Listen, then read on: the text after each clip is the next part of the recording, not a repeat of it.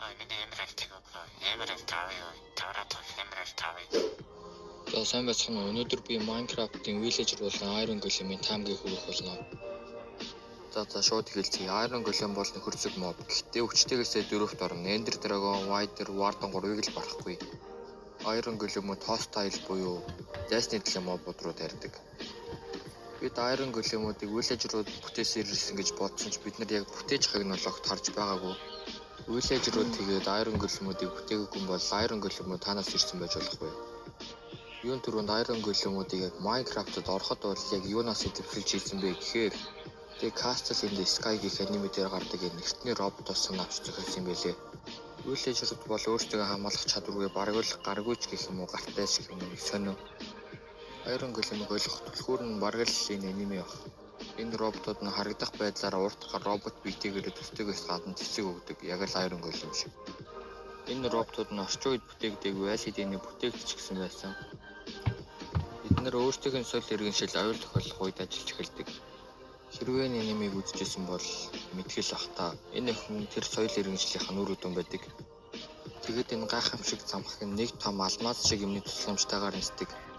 Харамсалтайгаар тэр соёл иргэншил нь нэг л нууцлаг байдлаар мөхсөн. Яг л Minecraft эртний бүтээгч шиг. Тэд өөрсдийн бүтээсэн технологи ямар нэгэн зүйлээс болж орхигдуулсан. Тэгэхээр Villager-ууд Iron Golem-уудыг нэх угсрал байдаггүй байж болох юм. Iron Golem-ууд нь нэлээд их цаг хугацааны өмнө бүтээгдсэн. Яаж ч юм тэд сэргсэн эсвэл дахиад ажилласан. Тэгээд яхалаар адилхан амартай төстэй харагдаг юм бэ гэхээр ингэж л тайлбарлах боломжтой.